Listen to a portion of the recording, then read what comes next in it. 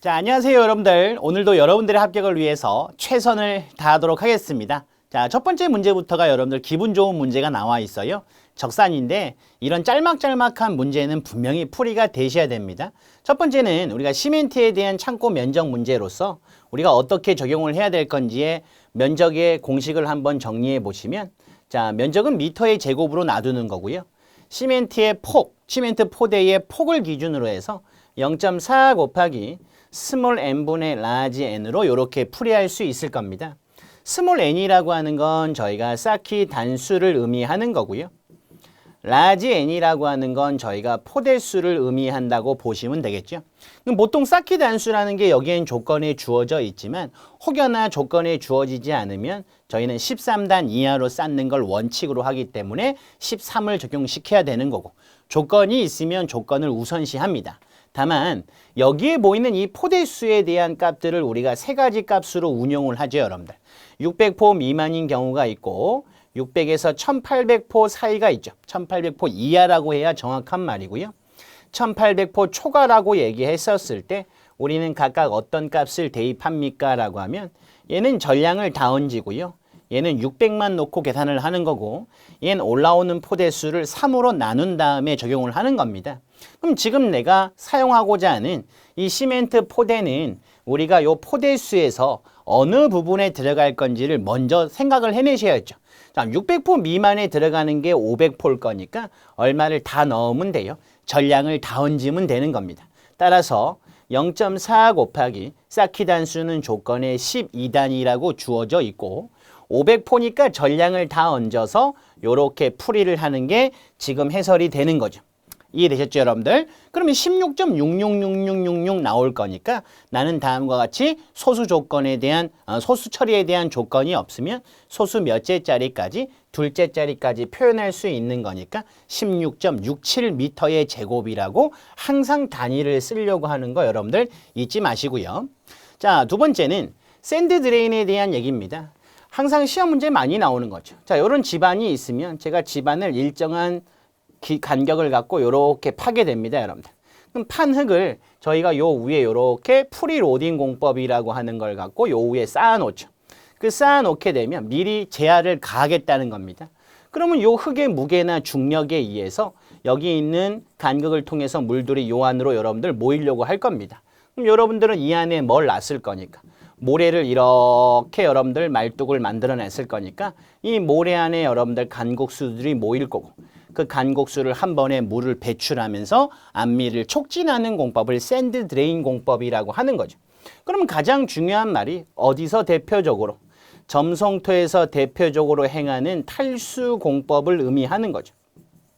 다음과 같이 모래말뚝을 이렇게 만들어 놓고 지표에는 하중을 가하는 공법을 사용을 합니다. 그러면 이 간국 속에 있는 물들을 요 모래 말뚝으로 전부 다 유도를 시킨 다음에 물을 배출하면서 암미를 촉진하는 공법이죠. 그래서 여러분들 이 말이 꼭 들어가야 되고요. 점토층. 그 다음 샌드 드레인이니까 모래 말뚝이란 말을 당연히 들어가야 됩니다. 지표면에 하중을 가한다는 게 다음에 보이는 프리 로딩 공법, 다른 말로 선행 제하 공법이라고 얘기할 수 있고요.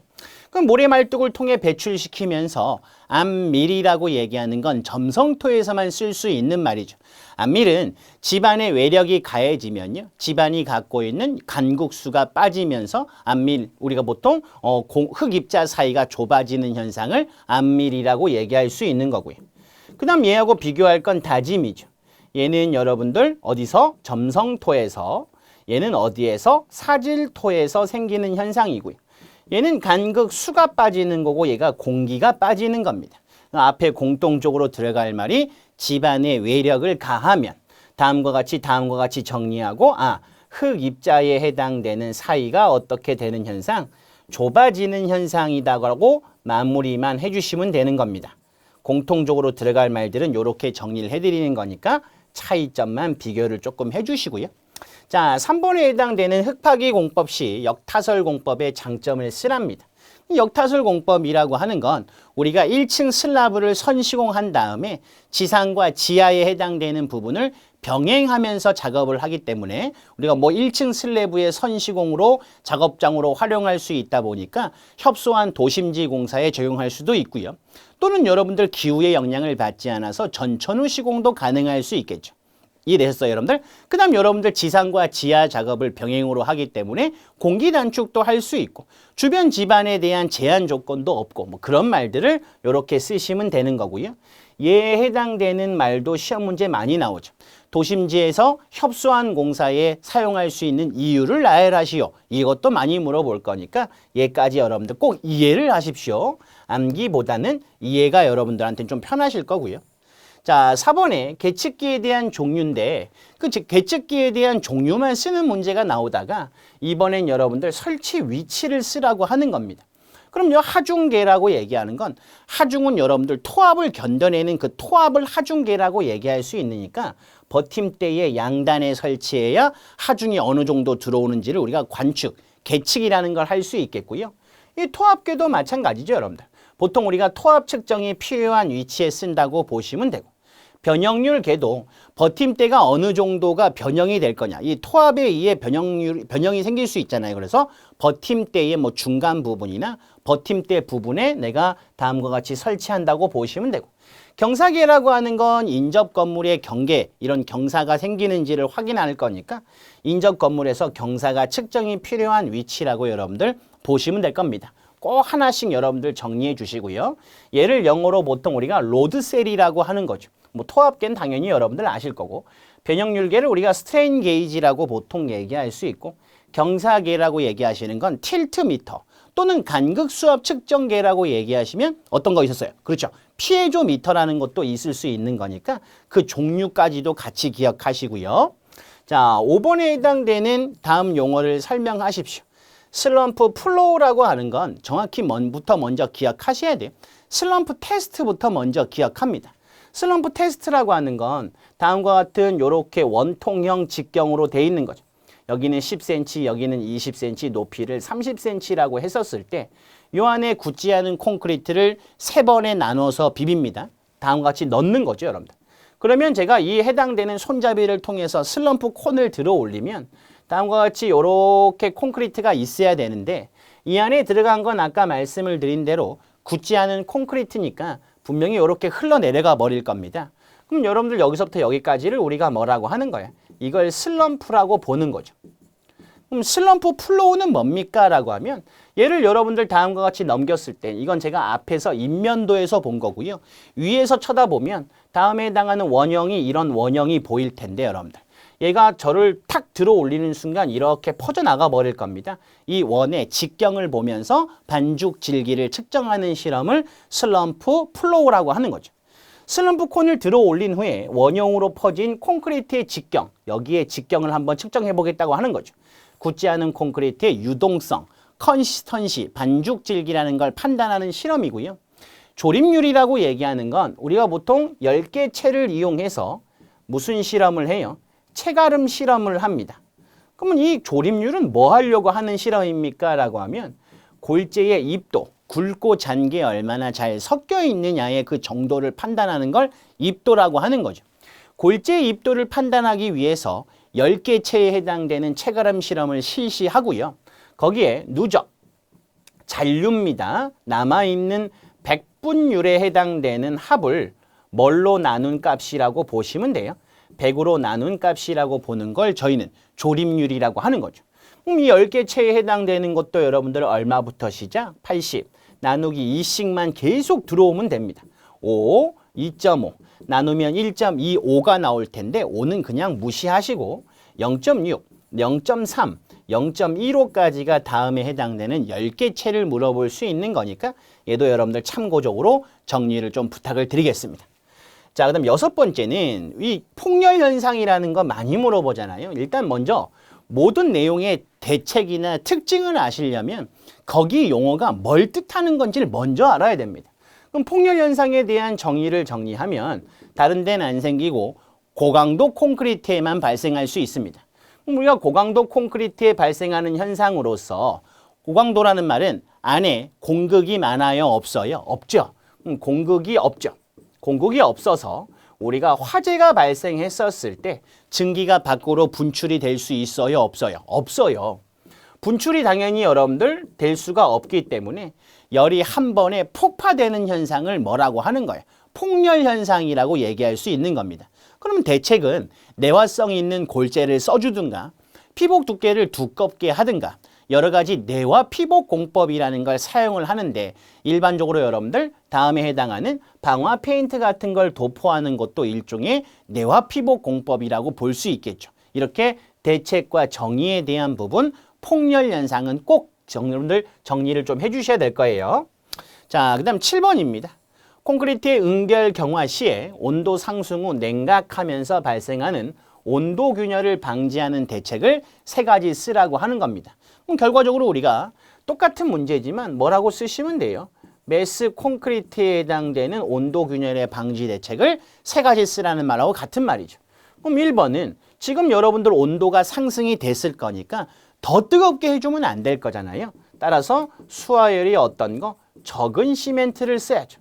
두 번째는 규산 이석회 성분이 많이 들어가 있는 중형열이나 저열 포틀랜드 시멘트를 사용을 해주시든가 아니면 세 번째는 같은 말인데 분말도가 어떠네? 적은 시멘트를 쓰는 것도 하나의 방법일 수 있을 겁니다. 아니면 네 번째 우리가 양생 자체를 냉각 양생을 해버리면 되죠. 그 냉각 양생은 콘크리트에 들어가는 재료들을 미리 차갑게 만들어버리는 프리쿨링이라는 게 있고 아니면 우리가 파이프를 매설해서 냉각수나 찬 공기를 순환시키면서 온도를 낮추는 방법인 파이프 쿨링이라는 것도 있을 수 있을 겁니다. 얘 말고도 방법이 더 있죠. 근데 시험 문제에서는 3가지만 쓰라고 하니까 여러분들이 가장 대표적으로 생각하는 애를 3개만 쓰시면 되고 나는 더 많이 알고 있습니다, 교수님. 그렇게 많이 알고 있는 걸 내가 티내고 싶어요 라고 하면 똑같이 여러분들 1번, 2번, 3번 안에 2개 이상에 해당되는 답을 하나로 함축시켜서 쓰는 것도 뭐 하나의 방법일 수 있을 겁니다. 이해되셨어요? 이렇게 여러분들 7번을 정리하시면 될 것 같습니다. 자, 그다음 8번에 해당되는 다음 관로 안의 용어나 수치를 기입하십시오라고 해서 서중 콘크리트에 해당되는 이런 문제가 처음으로 출제가 됐습니다. 보통 우리가 서중 콘크리트는 일평균 기온이 25도씨를 초과할 때 타설하는 콘크리트를 서중 콘크리트라고 하는데 혼합이나 운반이나 타설 및 양생을 하는 경우에는 누구의 콘크리트로 규정받는 거예요? 아까 금방 말씀을 해드린 대로 서중 콘크리트야죠. 한중은 일평균 기온이 4도씨 이하일 때 타설하는 게 한중이 되는 거고요. 혼화제는 AE 감수제의 지연형, 보통 우리가 AE제나 AE 감수제에 해당되는 건 표준형, 지연형, 촉진형이란 게 있습니다만은 지연형이라고 사용을 하셔야겠죠. 콘크리트 비임에서부터 타설까지는 얼마 이하로 하며 콘크리트 타설 시 온도는 얼마 이하로 합니까? 라고 하면 1.5시간과 35도씨 이하. 너무 뜨겁게 하지 말라는 거죠. 나 지금 더우니까 천천히 할 수 있게 만들라는 걸로 볼 수 있으면 될 것 같습니다. 이렇게 여러분들 구분하시는 건 어렵지 않게 정리할 수 있겠죠. 자, 그 다음 밑으로 내려와서 9번에 해당되는 강구조의 용접 결함 중에 오버랩하고 언더컷을 그림을 그리라는 거죠. 그럼 우리가 일반적으로 오버랩이라고 얘기하시는 건 이렇게 사전에 가공을 먼저 한 글루브 용접, 맞댄 용접의 그림을 먼저 그려주시고요. 오버랩이라고 하는 건 단순히 융합되지 않고 겹쳐져 있는 것일 거니까 다음과 같이 여러분들 이렇게 덮어져 있어야 되는 게 오버랩을 얘기하는 겁니다. 단순히 겹쳐져 있는 거고요.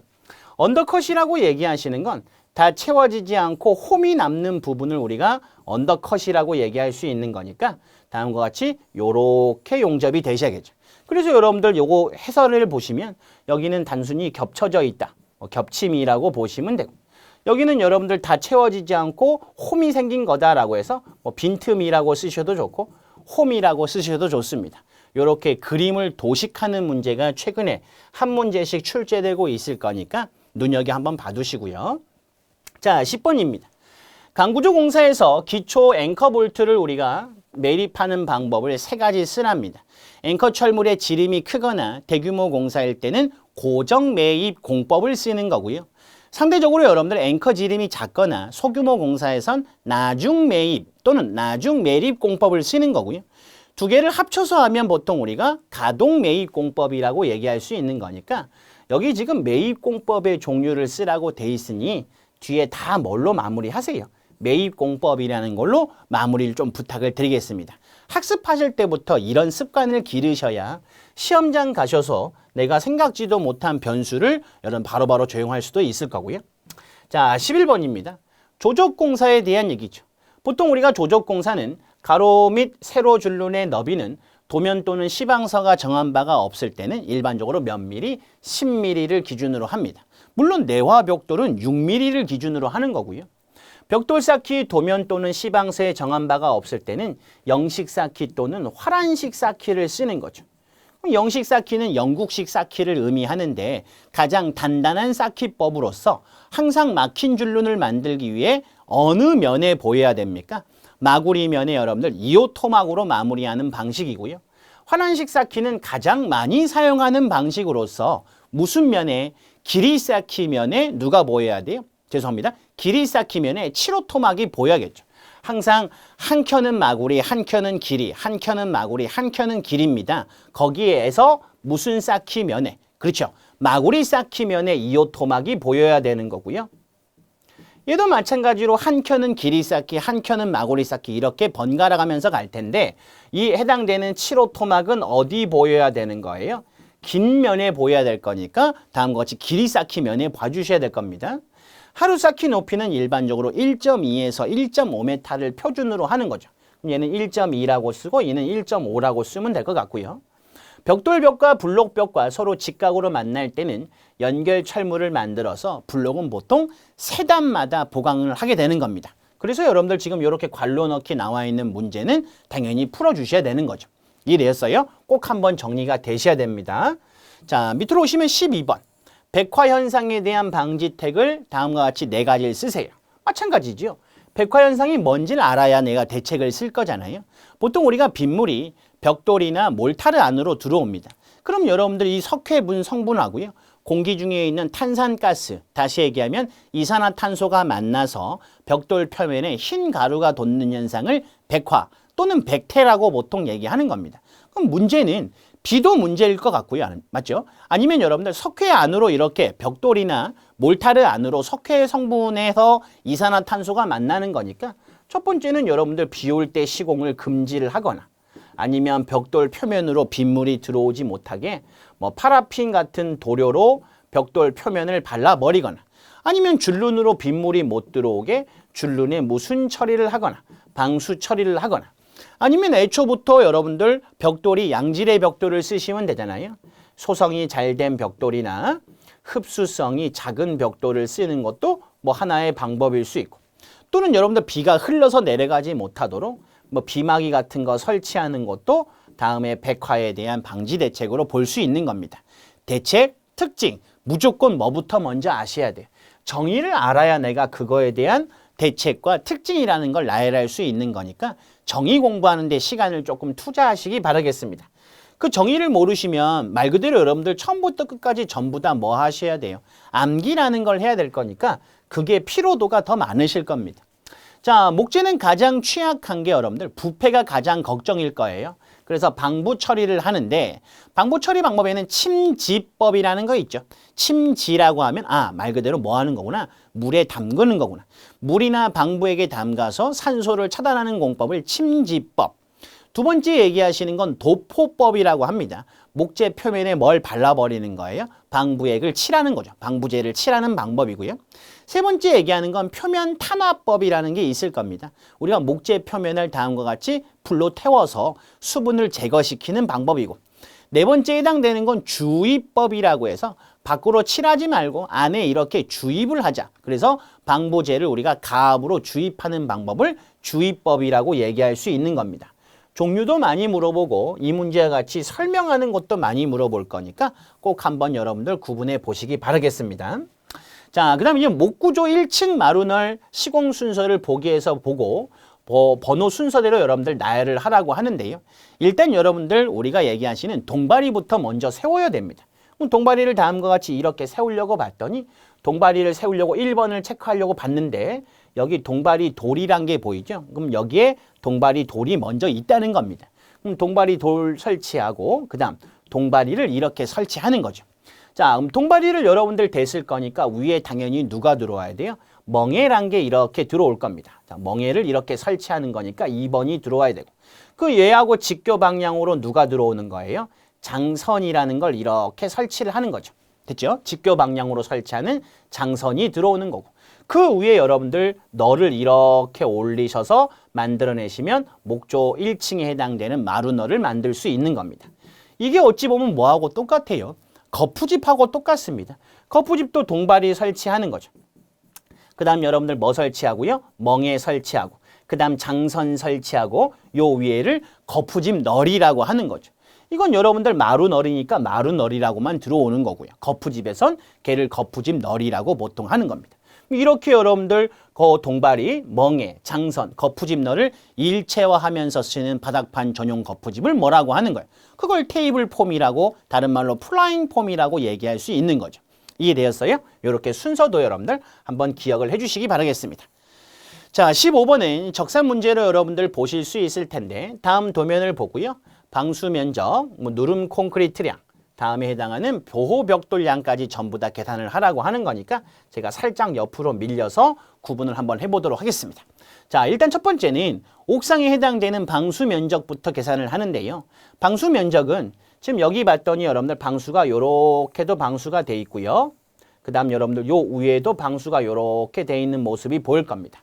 물론 요렇게 얘기해 버리면 여러분들 조금 어려울 수 있고요. 요 밑에 해당되는 부분이 뭐라고 보시면 돼요? 이걸 방수라고 보시면 되죠. 요 위에 음영으로 돼 있는 부분은 다음과 같이 누름 콘크리트량이고 그 다음 여기도 방수가 요렇게 돼 있는 모습을 확인해 보실 수 있으셔야 됩니다. 그림이 조금 여러분들 설명하는 바가 조금 달라도 양해를 좀 부탁을 드릴게요. 밑에가 굵은 선이 돼야 될 겁니다. 그럼 나는 바닥 방수도 해야 되고 이렇게 난간에 보이는 파라펫 방수까지 해주셔야겠죠. 그럼 방수 면적을 한번 접근을 해볼게요. 방수 면적은 두 개로 나눠서 1번은 여러분들 바닥에 해당되는 방수를 봅니다. 근데 봤더니 지금 센터 라인이 이렇게 돼 있는 거 보면 중심까지 바닥 방수를 해냈을 거야. 그럼 바닥 방수에 대한 면적을 이렇게 표현을 해보시면 이렇게 바닥에 방수가 돼 있다는 말로 볼 수 있을 겁니다. 맞죠, 여러분들? 근데 다음과 같은 다각형을 한 번에 계산할 수 없을 거니까 이렇게 나눠서 얘를 1번, 얘를 2번이라고 이렇게 보겠다는 거죠. 그럼 1번에 해당되는 바닥 방수 면적은 우리가 이쪽 가로가 7m고요. 세로가 7m인지 확인할 수 있을 거예요. 그럼 7 곱하기 7일 거고 더하기. 이쪽에 해당되는 건 4m고요. 이쪽에 해당되는 건 5m라는 거 확인할 수 있을 겁니다. 그럼 바닥은 끝났고요, 여러분들. 2번은 2번에 누구 하러 가요? 파라펫에 해당되는 거 가는 겁니다. 그럼 이렇게 여러분들 해당되는 부분의 길이가 이렇게 있는데 일로 나가는 부분이 전부 다 이렇게 중심간의 길이를 돌아서 나가는 모습을 확인할 수 있을 거예요. 무슨 말인지 아시겠죠? 그래서 여러분들 저는 일단 뭐부터 먼저 구해요? 저기 보이는 걸 길이를 먼저 뽑는 겁니다. 자, 파라펫은 2에다가 가로가 얼마죠? 11. 세로가 얼마죠? 7이라고 볼 수 있는 건 둘레를 계산한 거니까 이 길이를 다 계산을 했죠, 여러분들. 그럼 저는 결과적으로 누구만 들어오면 돼요? 다음에 해당되는 방수에 해당되는 높이만 여러분들 들어오시면 될 것 같습니다. 그럼 높이는 요 밑에서부터 여러분들 요 위에까지 해당되는 부분일 거니까 여기에 0.35, 누름 콘크리트에 0.8까지 더한 값이라서 얼마가 들어와야 돼요? 0.43이 들어와야 된다는 거 조금 여러분들 어려우셔도 기억을 해주셔야 되고요. 자, 방수 면적이 이렇게 돼 있다면 두 번째는 여러분들 다음과 같이 누름 콘크리트량을 구하러 갑니다. 그럼 누름 콘크리트량이라고 얘기하시는 게 여기 보이는 얘를 얘기하는 거죠. 여기서부터 여기까지 해당되는 부분이 음영으로 표현되어 있는 부분일 겁니다. 제가 생각하는 목적은 이 음영이 요 밑에 방수로 표현이 되셔야 되는데 그림이 지금 이렇게 바뀌어서 나간 거 여러분들 죄송합니다. 자, 누름 콘크리트량에 해당되는 부분도 어디서부터? 센터로부터 나가고 있기 때문에 지금 여기 옥상 방수 면적에 해당되는 바닥에 해당되는 방수 면적에다가 다음과 같이 뭐만 더 곱하면 될 거예요? 그렇죠? 요 두께만 더 곱하면 될 겁니다. 따라서 아까 우리가 계산한 얘를 그냥 데리고 와서요. 거기에다가 곱하기 누름 콘크리트량의 두께가 0.08이라고 하는 거. 이렇게 여러분들 누름 콘크리트량을 계산할 수 있을 거고 세 번째 정리하시는 건 보호벽돌량이라는 걸 계산하셔야죠. 그럼 보호벽돌량을 계산하려고 봤더니 0.5B의 시멘트 벽돌이라고 돼 있고 표준형이라고 돼 있을 겁니다. 시험 문제에선 여러분들 보호벽돌량을 계산을 하라고 돼 있죠. 자, 그러면 이렇게까지 정리를 하시는데 지금 중요한 내용은 여기에 해당되는 부분에다가 보호벽돌량을 산정하기 위해서는 지금 중요한 요 사이즈를 먼저 확인을 해볼게요. 이쪽만 살짝 지워서 이렇게 구분을 한번 해보겠습니다. 자, 그러면 우리가 지금 0.5B 사이즈라고 내기하는 건 이 사이즈가 얼마구나 90이라는 걸 먼저 정리가 되셔야죠. 여기서부터 여기까지가 얼마라는 뜻이에요. 90, 벽 두께가 90이라는 걸 의미할 수 있겠고요. 보통 우리가 사용하는 벽돌량 산정할 때 외벽은 무슨 간의 길이를 보는 거죠? 중심간의 길이를 보게 되는 겁니다. 그럼 이쪽도 여러분들 중심간의 길이로 이렇게 잘라서 생각을 한다면 이쪽도 파라펫의 느낌은 요렇게 요렇게 들어올 거고요. 그 다음 요 안에 뭐가 여러분들 채워져 있을 거예요. 다음과 같이 벽돌에 해당되는 부분이 요렇게 들어가 있을 겁니다. 그럼 중심부터 중심에 해당되는 부분을 보는 거니까 이 길이가 우리한텐 필요한 걸 거예요. 맞아요, 여러분들? 그래서 지금 저기 보이는 사이즈가 11이라고 돼 있는데 11 마이너스 2분의 0.09하고 2분의 0.09가 빠져야 될 거니까 0.09라는 애가 빠져 있으셔야 되는 거고요. 요로 봤을 때는요. 7 마이너스 마찬가지로 여러분들 0.09짜리 몇 개? 2분의 0.09가 두 개가 이렇게 빠져야 될 거니까 어쨌든 약분하시면 요렇게 나올 겁니다. 그 해당되는 거에 대한 누구에다가 길이에다가 누구만 더 곱하시면 돼요. 요 높이만 더 곱하시면 계산할 수 있겠죠. 따라서 여러분들 지금 2에다가 자 다시 갈게요. 요렇게 11 마이너스 0.09에다 다시 더하기 들어오시고 누구 들어와야 되죠? 7 마이너스 0.09 이렇게 들어와서 이제야 둘레를 하나 계산한 겁니다. 거기에다가 여러분들 곱하기 얼마 들어오시면 돼요. 높이가 들어와야 우리는 해당되는 벽돌 면적이 나오는 거고 거기는 우리가 0.5B라고 돼 있을 거니까 몇 장이 필요해요? 75장이 필요합니다.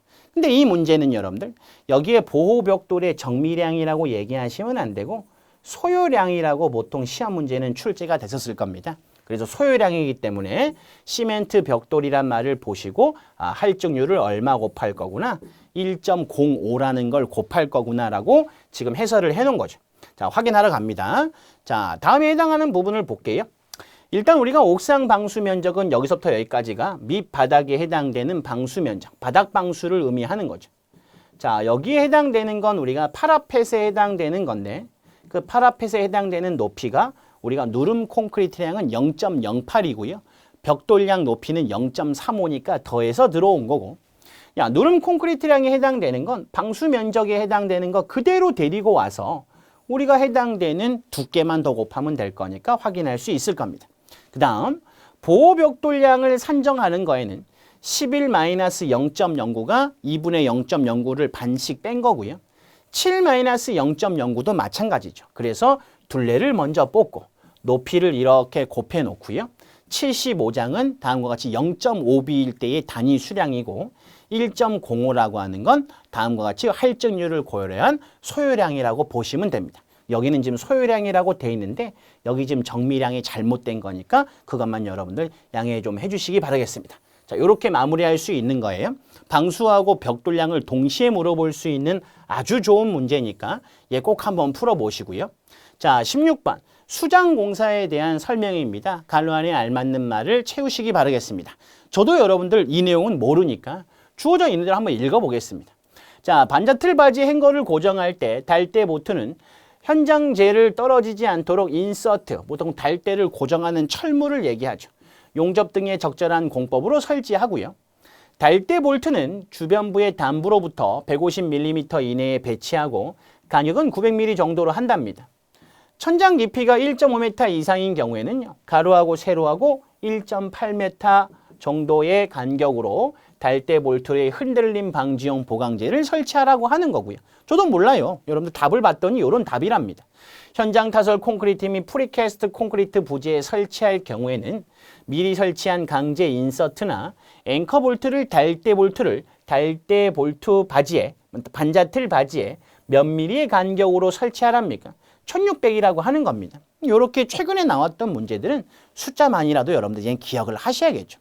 그거는 여러분 뜰리셔도 굳이 여러분들 뭐 어떻게 우리가 학습할 수 있는 내용이 아무래도 지금은 여러분들 1.8과 1600을 물어볼 수 있지만 시험 문제가 충분히 이렇게 갈로쳐서 나올 수도 있는 거 아니에요, 여러분들? 맞죠? 그럼 요거까지는 우리가 출제가 안 됐을 거니까 준비하는 건 좀 그렇지만 여기는 그래도 최근에 나왔던 문제니까 숫자 정도만이라도 암기를 부탁드리라는 거죠. 자, 그 다음 문제로 넘어갑니다. 17번. 보통 다음에 설명하는 용어를 쓰랍니다. 우리가 보통 수장 공사 시, 마감 공사 시 바닥에서 1에서 1.5m 정도의 높이까지 널을 댄 거를 뭐라고 합니까? 라고 하면 발차임이나 먼지 같은 거, 더러워지는 걸 방지하기 위해서 바닥면으로부터 한 1에서 1.5m 정도에 사용하는 널. 요즘은 최근 들어서 그 널에 여러 가지 장식에 해당되는 부분까지도 우리가 이렇게 표현을 할 텐데요. 그런 벽들을 보통 우리는 징두리 벽이라고 한다는 거 하나 참고해 주시기 바라겠습니다. 처음 나온 문제 아닙니다, 여러분들. 우리가 20년도 이전에 한번 나온 적 있어요. 최근 문제 중에 얘도 같이 정리해 주시고. 자, 그 다음 밑으로 와서 TQC의 7가지 도구 중 4가지 쓰라는 건 정말 쉬운 문제죠. 이건 당연히 풀이가 되셔야 됩니다. 자, 19번에 해당되는 공정표에 대한 각 작업의 여유 시간을 구하라고 하는 거니까 공정표를 한번 또 그려보도록 하겠습니다. 자, 하나의 이벤트에서 시작을 하죠. 여러분들 제가 이렇게 자르고 이렇게 자르면 다음과 같이 해당되는 공정표를 연결만 해버리면 될 거니까 자, 몇 가닥이 나오죠? 하나, 둘, 세 개 이렇게 보일 겁니다. 여긴 A, 여긴 B, 여긴 C라고 볼 수 있고요. 자, 그 다음 하나짜리, 세 개짜리, 하나짜리니까 개수가 어떤 거부터 먼저 풀게요, 여러분들. 다음과 같이 볼 수 있겠습니다. 죄송합니다, 여러분들. 요거 앞에 부분 제가 잘못 설명한 것 같아요.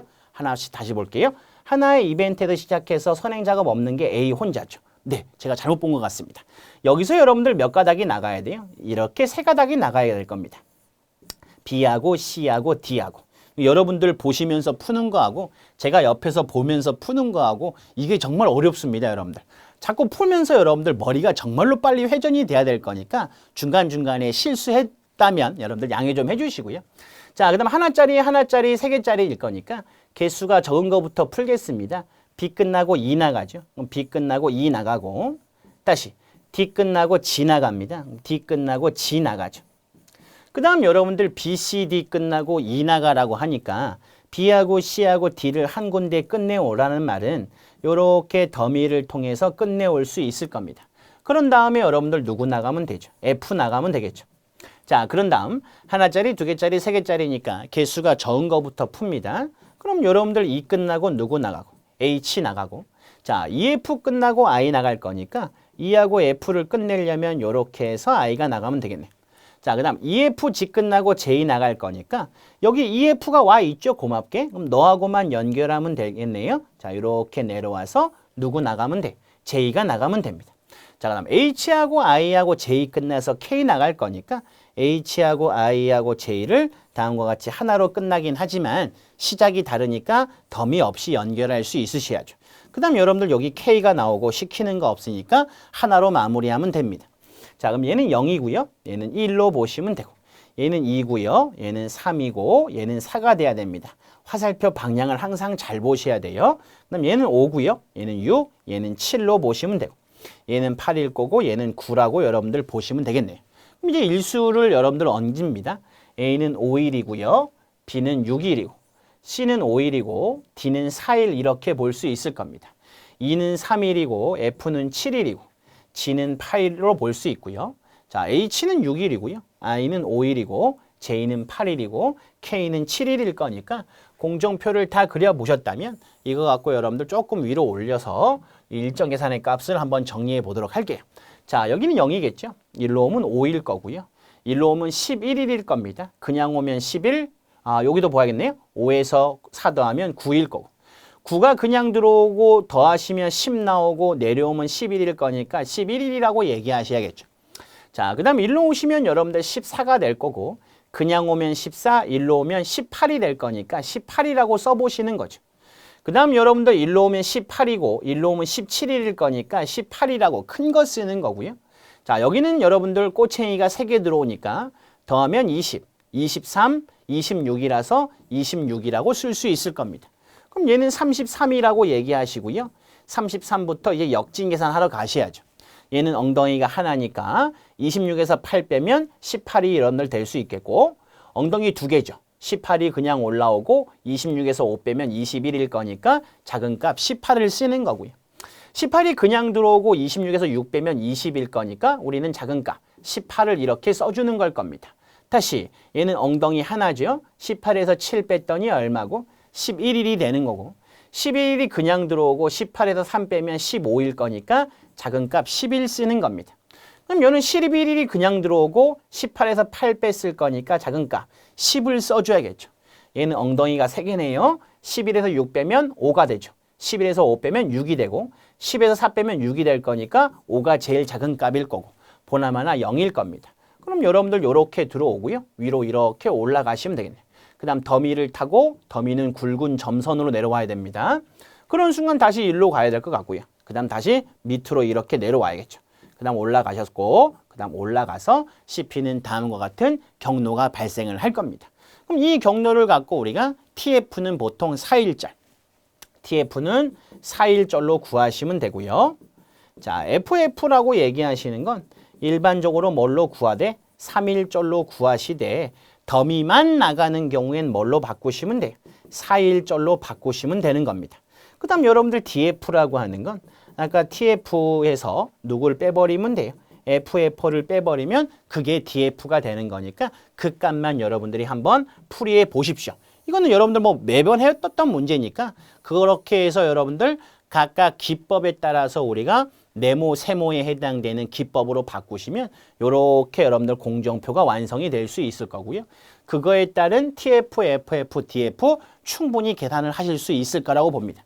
근데 여러분들 이 기법으로 먼저 표시해 놓고 얘를 풀려고 하면 우리가 3일절, 4일절 풀 때 숫자가 이벤트마다 숫자가 4개씩 보여버리면 더 혼란스러울 거니까 일단 아까 제가 위에서 표시한 대로 얘를 먼저 다 풀어놓고 나서요. 표현기법 표현하기 전에 여유 시간을 다 푸시는 겁니다. 여유 시간을 다 풀어놓고요. 그 다음에 내가 완벽하게 더 이상 풀 게 없다라고 정리가 되시면 그때 맞춰서 뭐 하시면 돼요? 다음과 같은 기법으로 표현하시면 되는 겁니다. 이해되셨죠? 한 번에 이걸 다 표현해 버리면 내가 그때는 계산할 때 조금 혼란이 올 수 있을 거니까 그 부분만 좀 조심해 주시고요. 자, 그 다음 이제 20번입니다. 비용 구배, 비용 경사에 해당되는 부분이 가장 큰 작업부터 순서대로 작업명을 쓰라는 거죠. 그럼 우리는 이걸 단축 가능 일수도 구했고 비용 경사를 구해서 공기 단축에서 풀이를 했을 텐데 거기서는 산출 근거가 없어도 됩니다. 그런데 이 문제는 비용 경사만 따로 물어보는 문제니까 산출 근거를 무조건 남기셔야 되는 거죠. 그럼 산출 근거가 뭐 대단한 건 아니고요, 여러분들. 지금 보이는 A 작업을 구하러 갑니다. 자, A는 어쨌든 우리가 비용 구배에 해당되는 단위가 뭐니까 1/1 이렇게 얘기하는 거죠. 그럼 밑에는 1일 거고요. 위에는 돈일 거니까 그냥 큰 거에서 작은 거를 빼버리는 것만 계산하시면 되죠.